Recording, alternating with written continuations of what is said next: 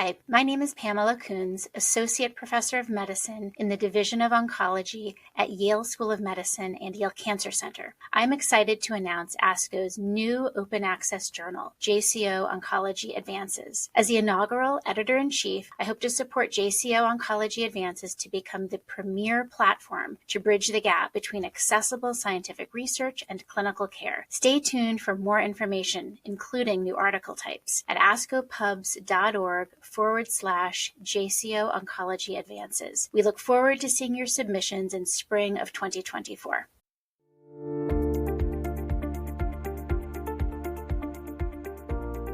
Disclosures for this podcast are listed on the podcast page.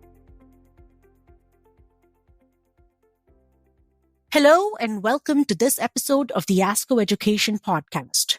Today, we'll explore how we interpret and integrate recently reported clinical research into practice. In a previous episode, we explored the clinical scenario of localized prostate cancer progressing to metastatic hormone-sensitive disease. Today, our focus will be on de novo metastatic prostate cancer. My name is Kriti Mittal, and I am the Medical Director of GU Oncology at the University of Massachusetts. I am delighted to co-host today's discussion with my colleague, Dr. Jorge Garcia. Dr. Garcia is a professor of medicine and urology at Case Western Reserve University School of Medicine. He is also the George and Edith Richmond Distinguished Scientist Chair and the current chair of the Solid Tumor Oncology Division at University Hospital's Seidman Cancer Center. Here are the details of the patient case we will be exploring. The patient also notes intermittent difficulty in emptying his bladder with poor stream for the last 6 months. A CT scan of the abdomen and pelvis demonstrates enlarged prostate gland with bladder distension, pathologically enlarged internal and external iliac lymph nodes, and multiple sclerotic lesions in the lumbar, sacral spine, and pelvic bones. A CT chest also reveals supraclavicular lymphadenopathy and sclerotic foci in 3 ribs. So this patient meets the criteria for high volume disease and also has axial and appendicular lesions. The patient was admitted for further evaluation. A bone scan confirmed uptake in multiple areas identified on the CT, and a PSA was found to be greater than 1500. Biopsy of a pelvic lymph node confirmed the diagnosis of prostate cancer. This patient is somewhat different from the first case we presented in terms of timing of presentation. This patient presents with de novo metastatic high volume disease, in contrast to the first patient who then became metastatic after undergoing treatment for high-risk localized disease. Would you consider these 2 cases different for the purposes of docetaxel therapy when you offer upfront triplet therapy combinations? That's a great question. I actually do not. The natural history of someone with localized disease receiving local definitive therapy, progressing over time, is different than someone walking with de novo metastatic disease.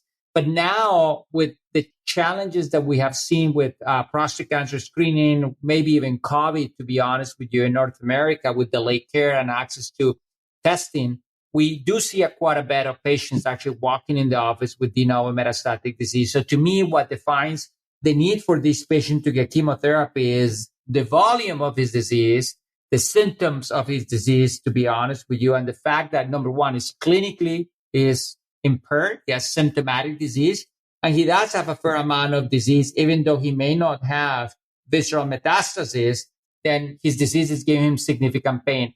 Oral agents are very good for pain control. I'm not disputing the fact that that is something that actually these agents can do. But I also believe I'm senior enough and old enough to remember that chemotherapy, when it works, can actually really alleviate pain quite drastically. So for me, I think that the way that I would probably counsel this patient is to say, listen, we can give you ADT plus an oral agent, but I really believe your symptomatic progression really talks about the importance of rapid control of your disease. And based upon the charted data from the United States and equally important, PIS1, which is the French version of ADT followed by ABI, if you will, and certainly Arasense, the standard of care for me for a patient like this would be triple therapy with ADT and docetaxel. What I think is important for us to remember is that, in our sense, it was triple therapy together. I am worried sometimes about the fatigue that patients can have during the first 6 cycles of docetaxel. So oftentimes I tell them if they're super fit, I may just do triple therapy at front. But if I think they're going to struggle, what I tell them is, hey, we're going to put you on ADT chemotherapy. Right after you're about to complete chemo, we'd actually add on the darolutamide. So I do it in a sequence. And I think that's part of the data. And we just still don't know if it should be given 3 at front or ADT chemo immediately followed by an ARI. So I'd love to hear if that's how you practice, or you perhaps have a different thought process. So I usually start the process of prior authorization for darolutamide the day I meet them for the first time. I think getting access to giving docetaxel at the infusion center is usually much faster than the few weeks it takes for the prior authorization team to get copay assistance for darolutamide. So in general, most of my patients start darolutamide either with cycle 2 or, depending on their frailty, I do tend to start a few cycles in, like you suggested. I've had a few patients where I've used the layered in approach, completing 6 cycles of chemotherapy first and then layering in with darolutamide. I think conceptually, the role of intensifying treatment with a androgen receptor inhibitor is not just to get a response. We know ADT will get us a PSA response. I think the role of an androgen receptor inhibitor is to prevent the development of resistance. So delaying the development of resistance will be pertinent whether we started with cycle 1, cycle 6, or after. So we really have to make decisions looking at the patient in front of us, looking at their ECOG performance status, their comorbidities, and frailty. And we cannot use a one-size-fits-all approach. Yeah, no, I like that, and I concur with that. Thank you for that eloquent discussion. I think that you may recall some of our discussions in different venues. I really, when I counsel patients, I tell the patients that really the goal of their care is on the 3P, on the concept of the 3 Ps, P as in Peter. The first P is we want to prolong your life. That's the hallmark of this regimen, the hallmark of the data that we have. That's the goal. The primary goal of this treatment intensification is survival improvement. So we want to prolong your life so you don't die anytime soon from prostate cancer.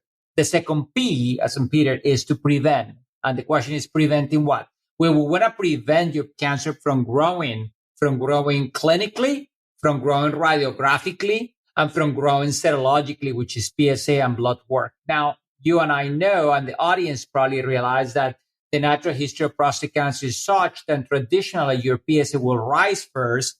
There is a lead time bias between the rise and the scan changes and another gap in time between scans and symptoms. So it's often not the case when we see symptomatic disease preceding scans or PSAs, but sometimes in this case is at the same time, right?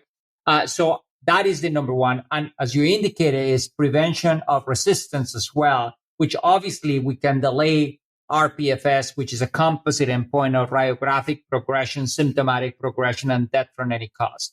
But the third P is, I called it the P&M, which is protecting and maintaining. And that is, we want to protect your quality of life while we treat you, and we want to maintain your quality of life while we treat you. So to me, it's critically important that in addition of aiming for an efficacy endpoint, we don't lose sight of the importance of quality of life and the protection of that patient in front of us, because undoubtedly where you get chemo or where you get an oral agent, anything that we offer our patients has the potential of causing harm. And I think it's a balance between that benefit and side effect profile that is so critically important for us to elucidate and review with the patient. And as you know, with the charted data, Dr. Alicia Morgans, now Dana-Farber, published a very elegant paper in JCO looking at the impact of docetaxel-based chemotherapy as part of the charted data in the North American trial and into quality of life. And we clearly define that your quality of life, may go down a bit in the first few months of therapy, predictably because you're getting chemotherapy. But at the end of the 6 months, 9 months, and certainly at the end of a year mark, the quality of life data for those who received ADT and chemotherapy was far better than those who actually got ADT alone. Now, if you look at the quality of data for ARASENS, a similar pattern will appear, right? That although chemotherapy is tied to misconceptions of significant toxicity, in our hands, in good hands, and I think our community of oncology in North America are pretty familiar with the side effects and how to manage and minimize side effects on chemotherapy. I think it still requires a balance and a thoughtful discussion to make sure that we're not moving forward, chasing a PSA reduction at the expense of the quality of life of the patient. So I think orchestrating that together with the patient as a team is critically important as well. Thank you, Dr. Garcia. Moving on to the next concept we'd like to discuss in today's podcast, the role of PARP inhibitors. Case 2 was treated with androgen deprivation, docetaxel, and darolutamide. Consistent with current guidelines, the patient was also referred to germline testing and was found to be BRCA2 positive. The patient's disease remained stable for 24 months, at which time he demonstrated disease progression radiographically and clinically, and his disease was termed castration resistant. There has been a lot published in the last few years regarding the role of PARP inhibitors in metastatic castration resistant prostate cancer, or mCRPC. The PROfound trial led to the approval of olaparib in patients with the deleterious mutations in HRR genes for those who had been treated previously with AR-directed therapy. The Trident-2 trial led to the approval of rucaparib in the same months for mCRPC patients with BRCA mutation for those patients who had previously been treated with AR inhibitors and taxane-based chemotherapy. More recently, we saw data from the Trident-3 trial exploring the role of rucaparib versus physicians' choice of docetaxel versus AR inhibitor therapy in the mCRPC space for patients harboring BRCA1, BRCA2, or ATM mutation. Based on these data, it would be very tempting to offer a PARP inhibitor to the patient in case 2. While regulatory authorities are still reviewing those data for approval, how would you consider treating this newly castrate-resistant patient in the frontline setting?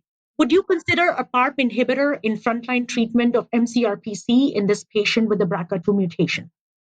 So it's a loaded question, to be honest with you. We have compelling data, but controversial data, as you know, as well. So I think that since we have a genomic profile on this patient, and we know he had high volume disease, then the first thought to me is not a genetic or a genomic question or a sequence, is actually a clinical question, to be honest with you. And that is, how do you progressing? Because I think that if you're progressing serologically, you and I may think of that patient different. If you're progressing radiographically with a lung plus minus PSA production, but no symptoms, you may also tilt your scale into this life-prolonging agents in a different way. Whereas if you have true symptomatic disease, right, knowing what you know of prior therapy, CRPC with a BRCA2 alteration, then you may actually go for something different. So if it's a rise in PSA, if it is radiographic, but the patient is stable clinically, is not basically compromised by symptomatic disease, I do feel that a PARP inhibitor as a single agent would be a very reasonable choice. In this case, you can use obviously rucaparib, you can use olaparib. I don't have a very vested interest in either or. I think either or is fine. There's subtleties and side effects, as you know. The olaparib data was probably the data that you and I probably are more accustomed to use the most, just by virtue of how the agents got registered in the United States. But either or, I think a PARP inhibitor would be a reasonable approach. I think the question perhaps, and I pitch that back to you, is what are you looking for with a PARP inhibitor? Because as you know, all DNA repair deficiencies are not biologically the same. They do not respond the same way to PARP inhibitors. And even BRCA2, where we think it's monoallelic or biallelic, may have subtleties in how those patients respond to PARP therapy. But the answer is yes. Obviously, you have a biomarker, the patient has it, you can use it, right? I think the question is, how are you going to follow the patient, and what is going to be the end point that you're going to pay attention to in this case to define the patient has a benefit or not? Granted, that could be PSA driven, but I think that perhaps I'm pushing you to think beyond PSA. I agree, Dr. Garcia. I think we need to think about the patient as a whole. PSA-based changes in treatment are not generally part of our practice.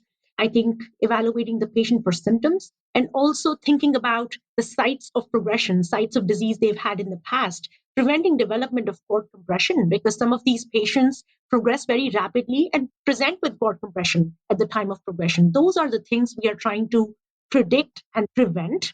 I think in a patient with BRCA2 mutation in this situation, I would feel compelled to offer rucaparib, given that even in the intention to treat analysis, the hazard ratio was 0.6 in terms of median progression-free survival.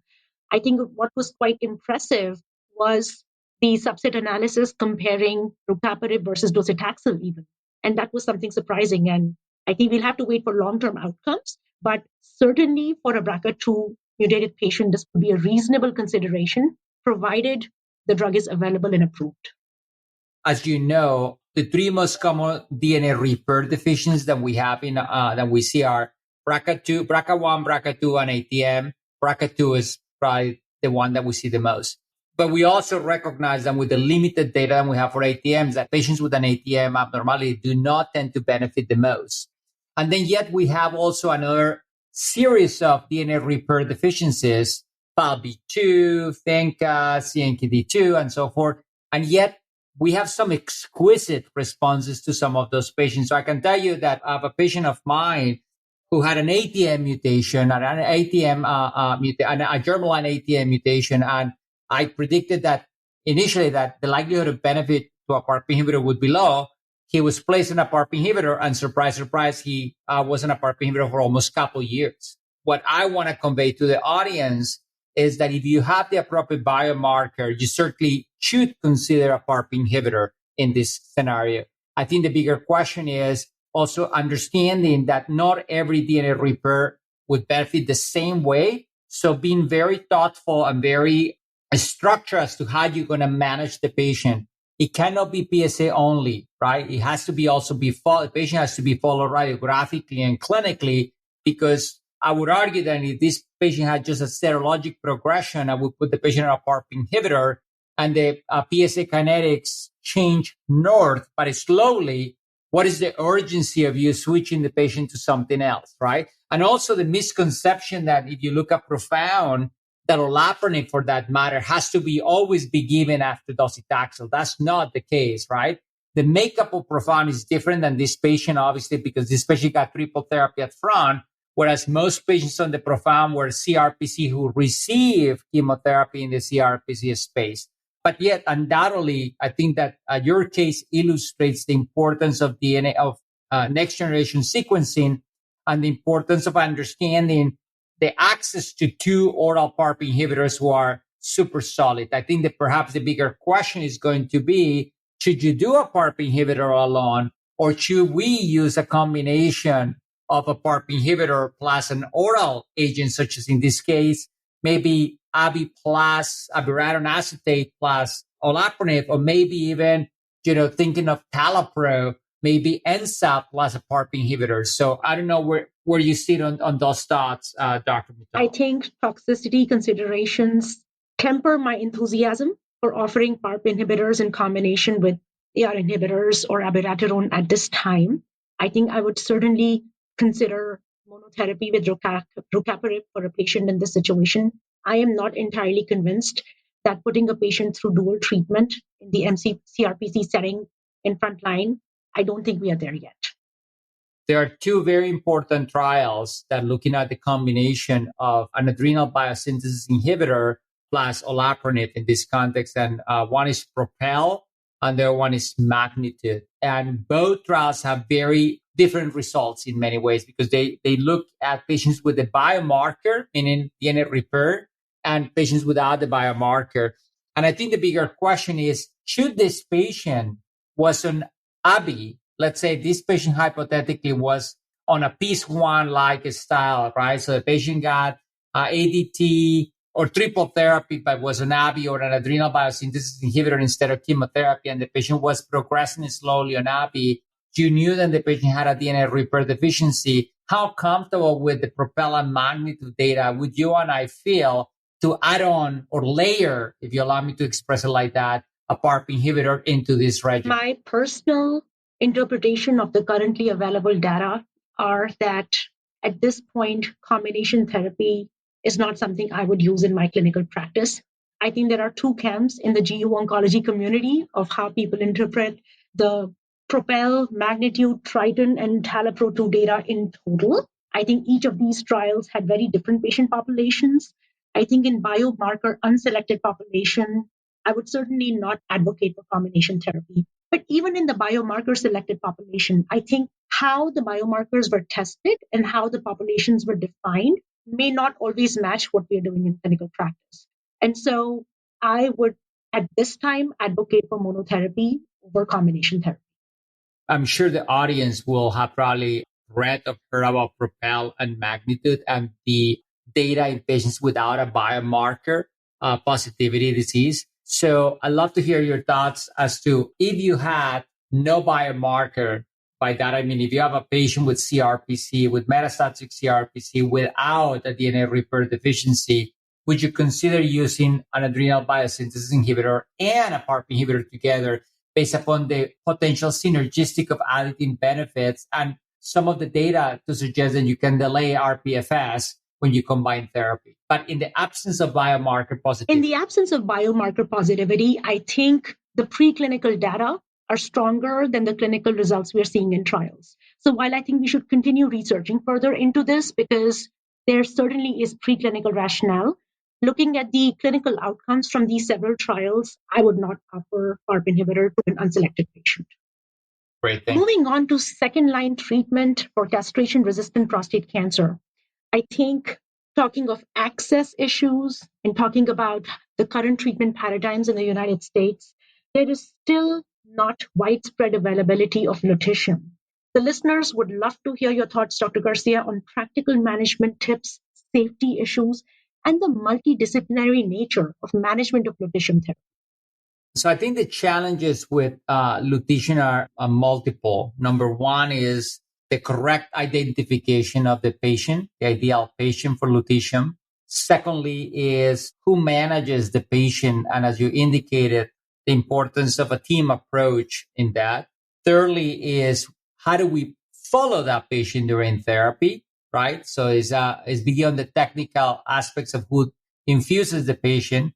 Fourthly is what are the true goals of lutetium for that patient population and the side effects that those patients may embark on, that some people may not be fully aware of and creates complexity. And lastly, perhaps, is how the movement, how we develop lutetium in CRPC and how we're going to move lutetium or have started to move lutetium and alike, meaning radiopharmaceuticals, radioligand-based therapies outside lutetium, actinium, and others, as you know, earlier into the natural history of prostate cancer, maybe even in the locally advanced disease in combination with radiation or for patients with N1 positive disease. So there's a lot of movement of that space. I think that this is just the beginning of radiopharmaceutical and diagnostics. But let me just address this succinctly, if I may.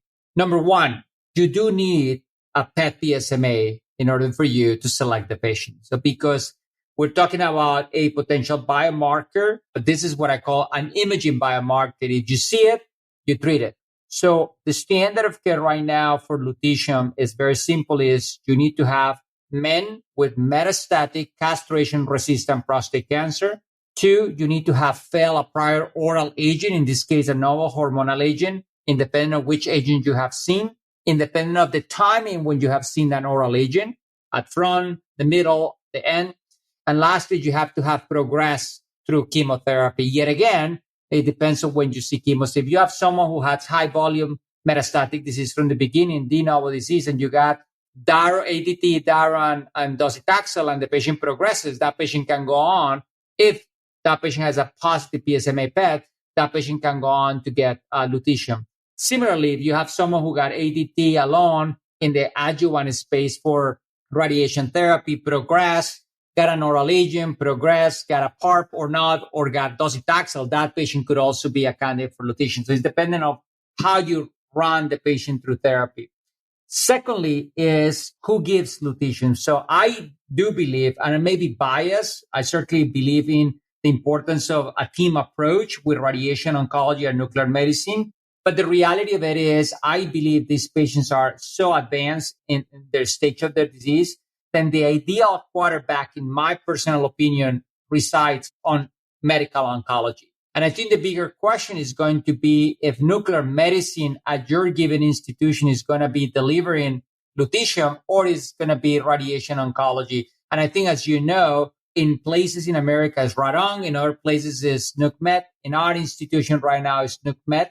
Having said that, I do predict that for those places where nuclear medicine is heavily involved in delivering lutetium or partnering with Medon to deliver lutetium, radiation oncology in the future will have a bigger role as well, because we are moving lutetium earlier in settings where radiation oncology is commonly used, such as high-risk prostate cancer patients, or even in the salvage setting, or even in patients with metastatic disease in where we want to combine radiation and lutetium, which are part of clinical trials as we think through for the future.